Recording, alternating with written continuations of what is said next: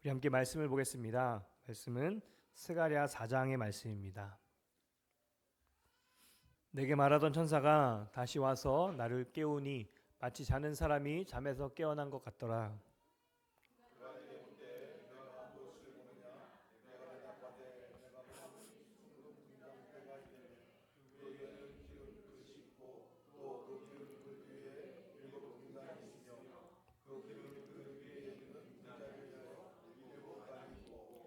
그 등잔대 곁에 두 감람나무가 있는데 하나는 그 기름그릇 오른쪽에 있고 하나는 그 왼쪽에 있나이다 하고,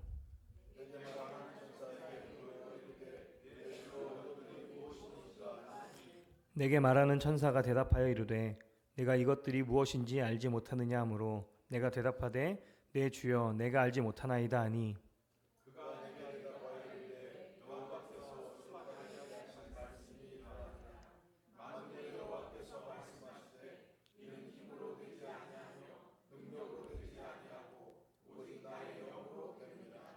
큰 산아 내가 무엇이냐, 내가 스룹바벨 앞에서 평지가 되리라.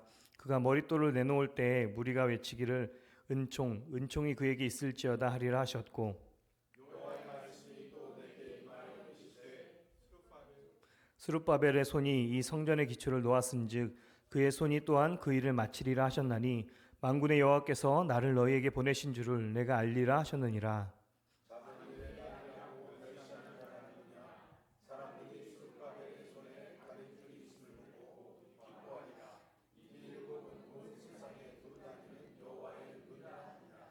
내가 그에게 물어 이르되 등잔대 좌우의 두 감람나무는 무슨 뜻이니까 하고,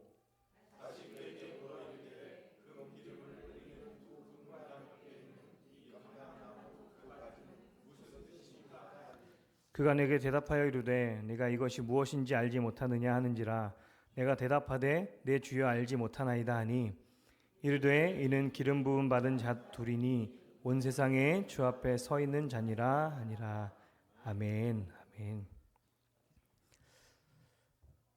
시작부터 이용훈 권사님께서 부담을 팍팍 주셔갖고 근데 지금 마이크도 소리가 엄청 잘 들어가고 있어서 콧바람이 자꾸 소리가 나서 그래서 더 부담을 가지고 섭니다. 더 집중해서 하나님의 말씀을 전하기 원합니다. 사실 이 자리에 서기 전까지는 제가 전하는 말씀이 하나님의 말씀이니 잘 들으세요 라고 하는 것이 부담이 있습니다. 하지만 이 자리에 서면 그런 부담은 교만이라고 생각합니다. 주님은 도구가 별로라고 능력이 제한되시는 분이 아니기 때문입니다. 그러니 오늘 나에게 주시는 말씀으로 믿음으로 반응하며 취하시는 은혜의 시간 되시기를 바랍니다. 여러분, 십자가의 능력을 얼마나 이해하고 알고 계십니까? 십자가의 능력은 우리를 정결케 하는 것으로 끝나지 않습니다. 정확히 말하면 우리를 깨끗하게 하신 예수님을 기억하게 하고 우리가 예수님의 삶을 온전히 닮아갈 수 있도록 길을 열어줍니다. 그러니 십자가의 능력은 정결케 함을 넘어서 승리까지를 이야기하는 것입니다. 예수님이 십자가에서 달려 죽으신 것으로 우리의 모든 죄가 용서함 받았고 예수님은 다시 부활하셨습니다.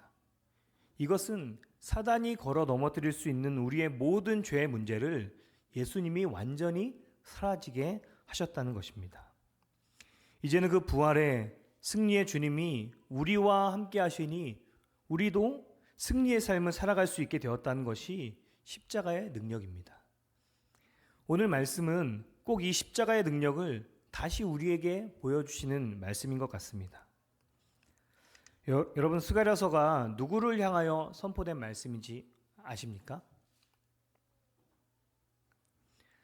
이스라엘이 포로였다가 스룹바벨의 지휘 아래 다시 예루살렘으로 복귀했습니다.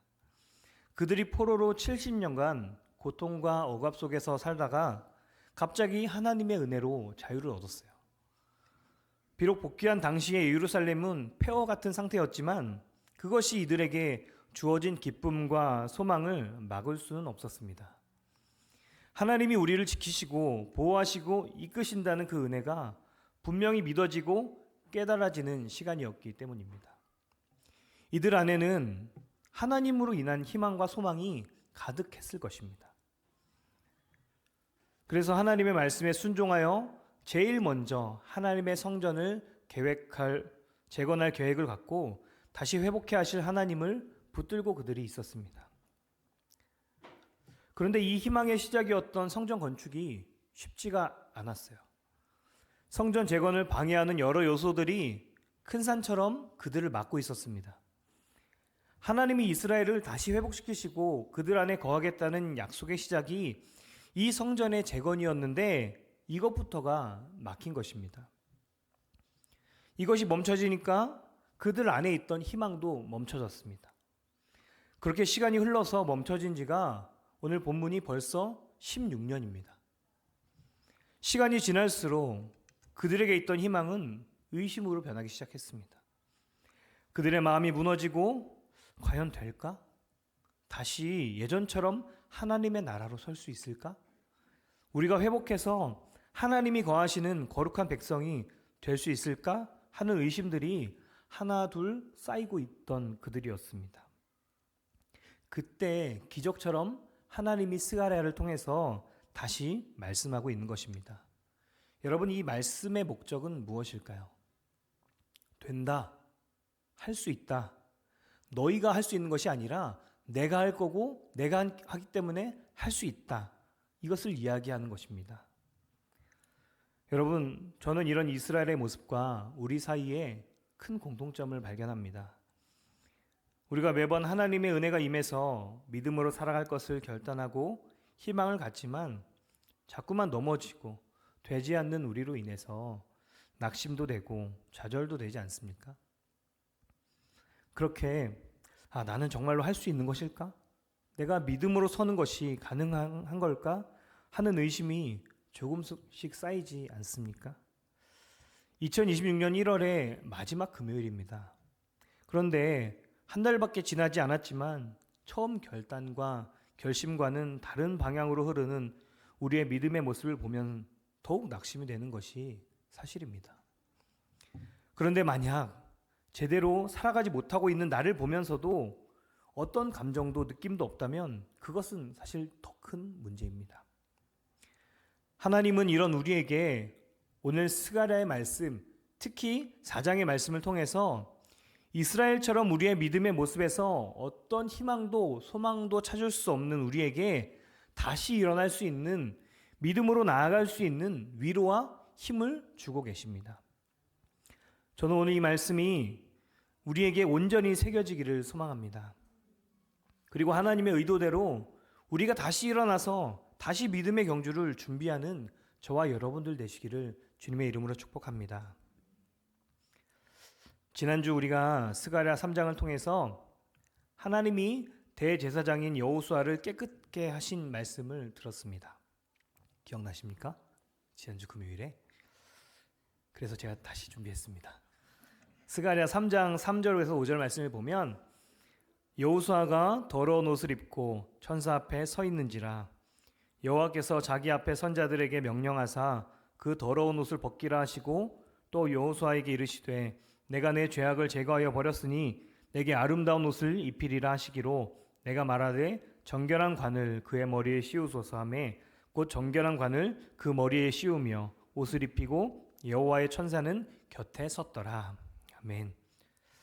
이 말씀을 다시 한번 보면 여호수아가 더러운 옷을 입고 천사 앞에 서 있습니다. 여기서 여호수아가 깨끗하게 되기 위해서, 정결케 되기 위해서 한 일이 무엇일까요? 아무것도 없습니다. 하나님이 여호수아에게 더러운 옷을 벗으라 라고 하지 않고 천사에게 더러운 옷을 벗기라 라고 이야기합니다. 그리고 여호수아에게 아름다운 옷을 입으라 라고 하지 않고 내게 아름다운 옷을 입히리라 라고 말씀하고 있습니다. 딱히 한 가지 여호수아가 행했던 것을 굳이 꼽아보자면 더러운 옷을 입은 상태였지만 더러움에도 천사 앞에 서 있었다는 것입니다. 물론 이것도 하나님이 부르시고 세우신 것이죠. 그러니까 결국 아무것도 한 것이 없는 것입니다. 이 3장에서 대제사장인 여호수아를 통해 하나님이 정결케 하실 것임을 이야기했다면 오늘 본문 4장은 스룹바벨을 통해서 하나님이 어떻게 그들을 이끄시고 나아가게 하실 것인지를 보여준다라고 볼 수 있을 것입니다. 3장에서 이스라엘을 다시 거룩하게 하시겠다고 말씀하시고 보여주신 후에 얼마가 지났는지 모르겠지만 천사가 다시 스가랴를 깨웁니다. 여러분, 이것부터가 은혜 아닙니까? 깨웠다는 것은 잠을 잤거나 하나님과의 소통이 잠깐 멈춰졌거나 하는 것을 이야기할 텐데, 물론 스가랴가 하나님께 마음을 두고 하나님의 뜻을 전한 선지자였지만 잠시 잠을 자거나 지쳐 있을 때가 왜 없었겠습니까? 하나님은 그때에도 그를 깨워서 말씀을 주시고 나아가게 하셨다는 것입니다. 우리가 영적인 잠을 자고 약간 주춤하고 있을 그때에도 하나님은 우리를 향한 계획과 시선을 멈추지 않으십니다. 그리고 우리를 깨워서 다시 나아가게 하시죠. 오늘 우리가 금요 기도에 이 자리에 나온 것 또한 우리가 의지적으로 와야 해서 온 것이 아니라 우리를 깨워서 나아가게 하시려는 하나님의 부르심임을 믿으시기 바랍니다. 그러니 깨워서 우리에게 주시는 그 주님의 말씀에 우리가 더욱 귀를 기울이며 나가야 하는 것입니다. 주의 천사가 스가랴에게 보여준 것은 순금 등잔대의 모습이었습니다. 그 등잔대에는 기름그릇이 있고 그 위에는 7 등잔이 있습니다. 또 7 등잔에는 7 관이 있어서 불이 꺼지지 않도록 기름이 계속 공급되게 되어 있었습니다. 이 기름의 공급처는 등잔대의 양 옆에 있는 2 감람나무였습니다. 그러니까 이 2 감람나무에서 기름이 나오고 그 기름이 7 등잔의 불이 꺼지지 않고 사방을 비추고 있는 그런 모습입니다. 여러분, 7 등잔은 성전 안에 있었던 성물을 이야기합니다. 이 등잔에 불이 켜지면 성전의 곳곳이 환해지고 밝아집니다. 하나님의 전이 하나님의 빛과 영광으로 가득 찬 모습을 말하고 있는 것이죠. 즉, 하나님이 온전히 거하시는 온전히 회복된 성전을 보여주고 있는 것입니다. 이것을 본 스가랴가 이것이 무엇을 의미하는지 천사에게 물어봅니다. 그런데 천사는 이것에 대한 직접적인 대답을 하지 않고 하나님이 스룹바벨에게 하신 이야기로 대답을 대신합니다. 이는 힘으로 되지 아니하며 능력으로 되지 아니하고 오직 나의 영으로 되느니라. 큰 산아, 내가 무엇이냐? 내가 스룹바벨 앞에서 평지가 되리라. 그가 머릿돌을 내놓을 때에 무리가 외치기를 은총이 그에게 있을지어다 하리라. 이에 또 이어서 스룹바벨의 손이 이 성전의 기초를 놓았으니 그의 손이 또한 그 일을 마치리라 라고 이야기하고 있습니다. 여러분, 지금 성전의 재건이 16년이나 멈춰져 있다는 것을 다시 한번 생각해 보기 바랍니다. 한번 멈춰진, 그것도 16년이나 멈춰진 성전을 다시 재건하는 일이 쉬운 일이겠습니까?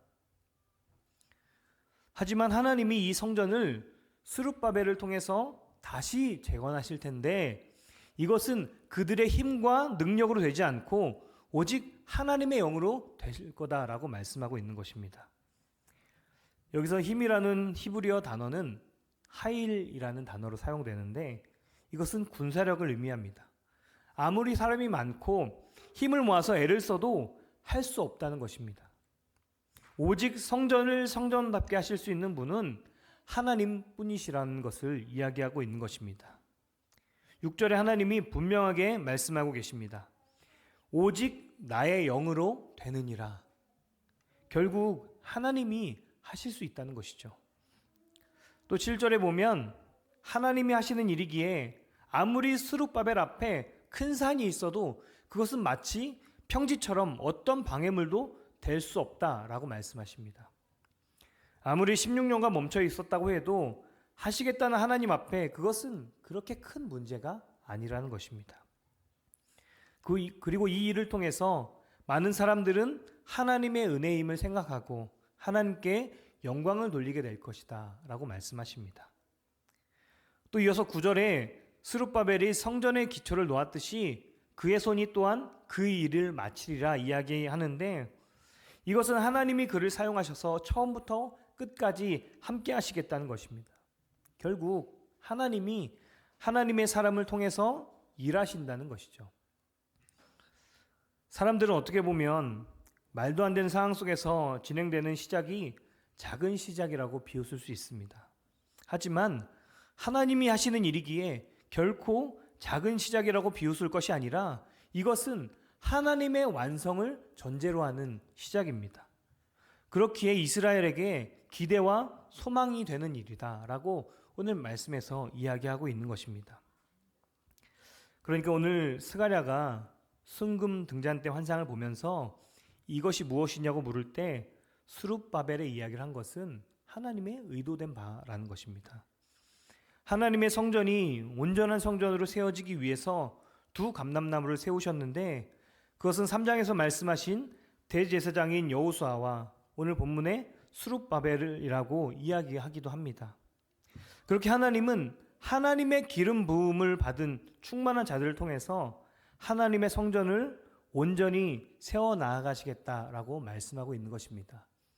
여러분, 우리 교회가 오늘 이야기하는 세상 가운데 빛이 되고 하나님의 영광이 가득한 그런 충만한 교회가 되기를 소망하십니까? 그렇다면 우리가 먼저 주님의 영으로 충만한 여호수아와 스룹바벨 같은 충만한 자로 서야 합니다. 교회가 이렇고 저렇고 불평이 있다면 사실 그 원인은 충만하지 못한 나에게 있다는 것입니다. 내가 주님의 영으로 충만해서 교회를 온전히 세워나가는 자리에 서 있어야 하는데 그렇지 못하니 불평이 생기고 불만이 생기는 것입니다. 우리가 우리의 역할을 제대로 수행하고 있지 못하고 있다는 것이죠. 그런데 그렇다고 우리가 할 수 있는 것은 무엇일까요? 우리의 힘으로 능력으로도 할 수 없습니다. 그럼 어떻게 해야 하는 걸까요? 이렇게 해도 저렇게 해도 할 수 없다니. 우리가 어떤 결과를 낼 수는 없지만 하나님의 영으로 된다고 하시니 하실 수 있는 주님을 의지하고 붙어 있으라는 것입니다. 그리고 제가 해보니까 우리의 노력으로 안 된다는 것이 너무나 실감이 됩니다. 아무리 해도 안 돼요. 주님께 붙어 있지 않으면, 주님의 영으로 충만해지지 않으면 그 어떤 것도 감당하기 어려움을 봅니다. 하나님의 영으로 충만하라는 것은 사실 하나님이 저에게 항상 주시는 말씀입니다. 제가 처음 하나님을 만나고 제대로 인식을 가지고 목회를 시작할 때부터였으니까 거의 15년 전부터 저에게 주구장창 이야기하시는 말씀입니다. 너 내 영으로 충만해. 너 내 영으로 충만해야 해. 다른 거 보지 말고 오직 제 안에 하나님의 영이 충만해지길 위해서 기도하고 힘쓰라는 마음을 주시는데 아직도 그 말씀에 순종하기 위해서 애쓰고 노력함이 필요합니다. 분명히 내가 주님의 영으로 충만하면 모든 것이 해결될 것이라는 마음을 주시는데 알겠는데 잘 안 되는 문제입니다. 계속 하나님이 마음을 맞춰가야 하는 사람들을 저에게 붙여주셨는데 많지도 않아요. 딱 한 명. 하나님이 항상 넘어가야 한 사람을 저에게 계속 어딜 가든지 붙여주시더라고요. 그 한 명. 지금까지 사역지를 옮길 때마다 계속 한 사람씩이 있었습니다. 그럴 때마다 하나님이 항상 주시는 마음이 너가 나로 충만해야지. 너가 나로 충만하면 될 문제인데 왜 그것을 다른 사람한테 탓을 하냐 하는 마음을 주십니다. 여러분 혹시 나 아니야 생각할지 모르겠지만 생각하지 마세요. 별로 중요하지 않아요. 여기서 중요한 것은 그 문제의 원인이 저한테 있다는 것입니다. 다른 사람이 뭐 어떻게 하고가 뭐가 중요하겠습니까?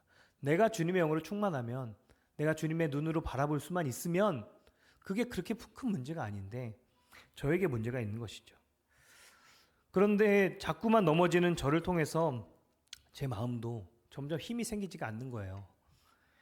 반복되는 실수와 넘어짐으로 인해서 마음속 깊은 곳에서는 과연 될까 하는 의심이 자꾸만 피어나기도 합니다. 이것을 통해서 사단이 교묘하게 15년 동안 어떤 방법을 써도 안 된 것이 지금이라도 될까? 하는 불신의 씨앗을 제 깊은 곳에 심어 놓았습니다. 그래서 어떤 문제에만 걸리면 이게 쑥 올라와서 제 마음을 막 흔들어 놓는 거예요. 여러분도 나아가는 데 있어서 은연중에 이것은 잘 안 되는 거야 하는 그런 생각이 있지 않습니까? 지금까지 연약했던 그 부분을 사단이 놓치지 않고 우리 안에 어떠한 견고한 젠을 형성하고 있는 것입니다. 이것은 깨려고 해도 잘 깨지지 않습니다. 이런 저에게 주님이 다시 말씀하고 계시는 거예요. 6절 말씀. 이는 힘으로 되지 아니하며 능력으로 되지 아니하고 오직 나의 영으로 되느니라. 그러면서 말씀하시기를 너 내 영으로 충만하라니까. 그리고 교회를 교회답게 세우는 일에 두 감람나무처럼 서 있어. 여러분, 이처럼 하나님이 오늘 예루살렘을 재건하시겠다고 하는데 그것은 건물로서의 교회만을 이야기하지 않습니다. 교회된 우리가 온전히 세워지는 것도 포함되어 있습니다. 오늘 두 감람나무를 통해서 기름을 공급받는 7등잔의 빛이 온 성전을 가득 비추고 하나님의 영광이 가득한 것처럼 하나님은 우리에게도 주님의 영을 통해서 기름을 공급하시고 주님의 빛이 가득한 온전한 성전으로 우리를 세우실 것입니다. 앞에서 이야기한 것처럼 오늘 이 말씀은 정확히 우리를 겨냥해서 주시는 말씀입니다.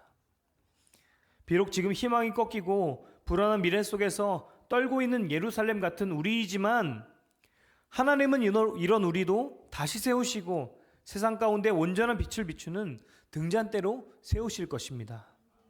그리고 그렇게 우리가 온전히 세워져서 또 다른 이들에게 기름을 공급하는 감람나무로 우리를 사용하실 것입니다. 그러니 우리가 그렇게 일하실 주님께 온전히 붙어 있기를 원합니다. 나의 삶의 모든 회복과 치유는 나아감은 나의 힘으로 나의 능으로 되지 않고 오직 주님의 영으로만 가능하다는 것을 여러분 믿음으로 취하시기 바랍니다. 그리고 분명히 기억하시기 바랍니다.